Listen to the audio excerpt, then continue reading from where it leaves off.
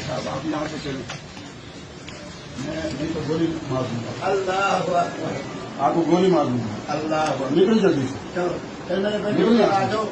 अपना। आपने भी किसी ने आइंदा नहीं बैठना। वही इस बदमाश के साथ बैठा, उससे मैं इलाज करूंगा। अस्सलाम वालेकुम। जब इंसान इसके देखे पैसे कहाँ पहुंच रहे, चल निकल यहाँ से। दफा मेरे मुल्क में जहाँ मेरे इसको कोड़े लगा जाए, इस बदमाश को, ये खुद कहता है मैंने बहुत सारी शादियां की है। मेरी जूती वहाँ पड़ी है। जल्दी से निकले यहाँ से।